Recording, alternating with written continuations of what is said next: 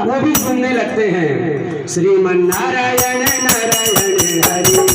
आप लोग भी बोले नारायण नारायण हरि हरि, नारायण नारायण हरि हरि, नारायण नारायण हरि हरि, हरि ओम नमो नारायण, ओम नमो नारायण, हरि ओम नमो नारायण, हरि ओम नमो नारायण, श्रीमन नारायण नारायण हरि हरि, नारायण नारायण हरि हरि, नारायण नारायण हरि हरि, नारायण नारायण हरि हरि। अब गुरुजी ने सोचा ये 50 गए, लौट करके नहीं आ रहे, कीर्तन बंद नहीं हो रहा। वापस जितने सैनिक थे पूरों को एक साथ भेज देते, जाओ और कीर्तन को बंद करा करके आओ। जाते हैं, उन्होंने भी वही प्रक्रिया की, उन्होंने भी वही सोचा कि मेन मुखिया को अगर हम पकड़ लेते हैं तो कीर्तन बंद हो जाएगा। प्रहलाद जी का स्पर्श हुआ, ऐसा करंट लगा भक्ति का कि झूम झूम करके वो भी बोलने लगे जय जय नारायण नारायण हरि हरि, जय जय नारायण नारायण हरि हरि, नारायण नारायण हरि हरि, नारायण नारायण हरि हरि, हरि ओम नमो नारायण, ओम नमो नारायण, हरि ओम नमो नारायण, हरि ओम नमो नारायण, श्रीमन नारायण नारायण हरि हरि, नारायण नारायण हरि हरि, नारायण नारायण हरि हरि, सत्य नारायण नारायण हरि हरि। अब गुरुजी ने सोचा पूरे सैनिक गए, फिर भी कीर्तन बंद नहीं हुआ। गुरुजी ने सोचा मैं ही जाके देखता हूँ। गुरुजी जाते हैं, पूरे सैनिक भी नाच रहे, जितने सैनिक आए थे पूरे नृत्य कर रहे हैं और कीर्तन कर रहे हैं। गुरुजी ने भी वही सोचा ये कीर्तन कराने वाले को भी पकड़ लेता हूँ, कीर्तन अपने आप बंद हो जाएगा। और जैसे ही प्रहलाद जी का स्पर्श हुआ, भक्ति का करंट लगा और गुरुजी भी नाचने लगे जय जय नारायण नारायण हरि हरि, जय जय नारायण नारायण हरि हरि, श्रीमन नारायण नारायण हरि हरि, श्रीमन नारायण नारायण हरि हरि, हरि ओम नमो नारायण, ओम नमो नारायण, हरि ओम नमो नारायण, हरि ओम नमो नारायण, जय जय नारायण हरि लक्ष्मी नारायण नारायण हरि हरि, श्रीमन नारायण नारायण हरि हरि, श्रीमन नारायण नारायण हरि हरि। अब गुरुजी भी नृत्य करने लगे, काफी समय निकल गया। हिरण्यकश्यप ने सोचा कि काफी समय से गुरुजी के यहाँ से कोई सूचना नहीं आई, एक काम करता हूँ, 1 वर्ष हो गया, मैं खुद जाकर के देखता हूँ, मैं खुद जाकर के प्रहलाद जी से मिल करके आ जाता हूँ। और हिरण्यकश्यप जाता है, जैसे ही वहाँ गया तो हिरण्यकश्यप ने देखा कि गुरुजी भी नृत्य कर रहे हैं, गुरुजी भी नृत्य कर रहे हैं, खुद कीर्तन करा रहे हैं। लेकिन हिरण्यकश्यप वैसा नहीं करता, उसको मालूम है कि जब कीर्तन इतना जोरों में चल रहा है तो जरूर कोई ना कोई जादू होगा, क्योंकि ये गुरुकुल हमारा है, गुरुजी को मैंने रखा है संडामार को, और ये नारायण का कीर्तन करा रहे हैं, तो निश्चित रूप से कुछ ना कुछ चमत्कार है। स्पर्श नहीं करता प्रहलाद जी का, जोर से मुष्टि का प्रहार करता है जमीन में और इतनी जोर की आवाज आती है, कीर्तन अपने आप बंद हो जाता है। जैसे ही कीर्तन बंद हुआ, हिरण्यकश्यप कहता है गुरुजी से कि बच्चों की बुद्धि बिगाड़ते हो, मैंने इसे अच्छी शिक्षा देने के लिए आपके पास भेजा था और आप बच्चों की बुद्धि खराब करते हैं। गुरुजी ने कहा पता नहीं ऐसा कौन सा चमत्कार है, हम लोग तो कीर्तन बंद कराने के लिए आए थे, मगर इसका स्पर्श होते ही ऐसा करंट लगा कि हम लोग भी अपने आप नृत्य करने लगे। पैरों को रोकते थे मगर पैर हमारे रुकते ही नहीं थे। हिरण्यकश्यप कहता है, ठीक है तू बता तेरा नारायण कहाँ है। प्रहलाद जी ने कहा, नारायण तो सब जगह विद्यमान है, नारायण तो सभी जगह विद्यमान है।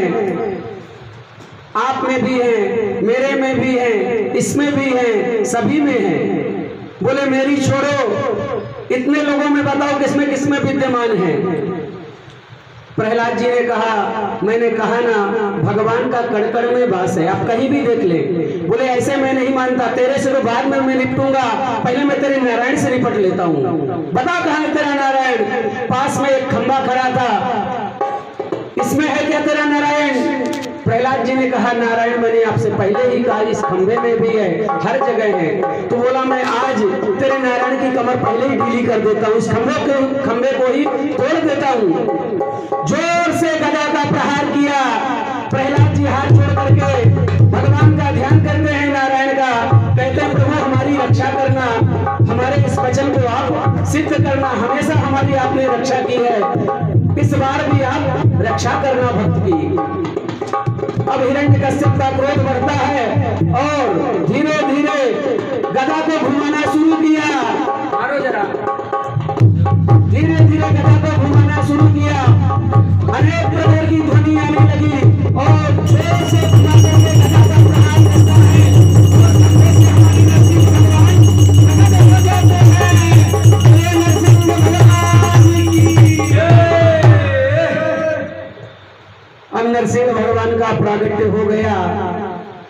आप लोग पूजन बाद में कर लेंगे, 2 मिनट की कथा और है, उसको हम श्रवण करेंगे, फिर एक भजन करेंगे, जब भी आप लोग पूजन कर लेना नरसिंह भगवान का। इसके बाद में भगवान दोपहर में ही प्रकट हो गए। कब? दोपहर में। हिरण्यकश्यप दोपहर में ही आ जाता है। अब नारायण प्रकट हो गए, हिरण्यकश्यप भयभीत हो गया। नरसिंह भगवान प्रकट हो गए, भयभीत हो गया। अब हिरण्यकश्यप ने सोचा कि अब जब ये प्रकट ही हो गए हैं तो इनसे युद्ध करता हूं मैं। युद्ध करने के लिए दौड़ता है नरसिंह भगवान से।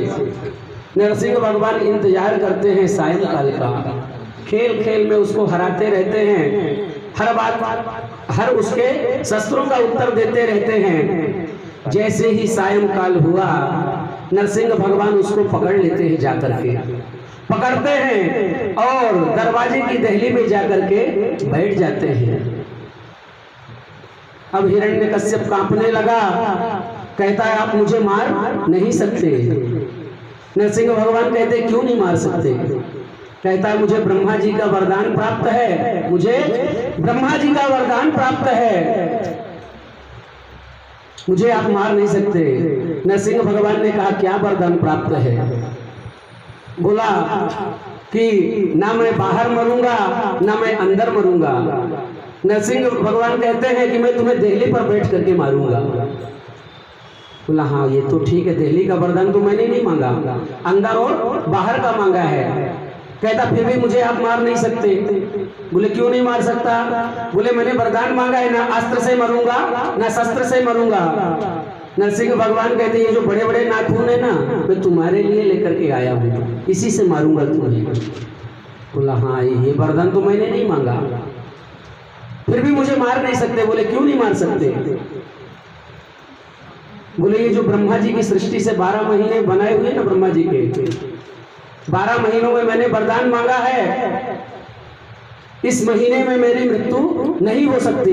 भगवान ने कहा ये जो अधिक मास चल रहा है ना, मैंने स्पेशल तुम्हारे लिए बनाया है। ब्रह्मा जी ने मुझे इशारा किया कि ये 12 महीने पूछ रहा है तो क्या करूं, तो अधिक मास मैंने तुम्हारे लिए बनाया है, ये अधिक मास चल रहा है।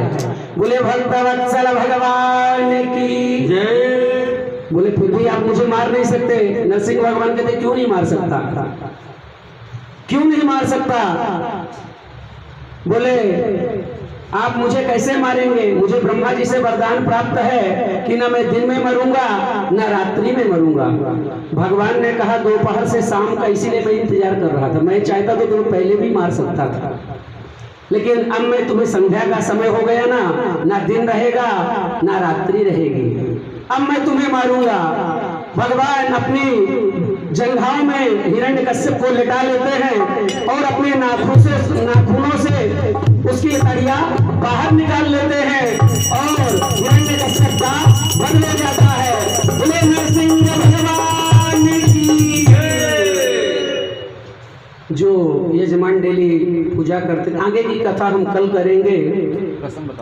कल थोड़ा सा मैं क्षमा चाहता हूँ, मुझे भी थोड़ा पैर में तकलीफ थी और मैं घड़ी भी नहीं देखा था, ठीक है ना।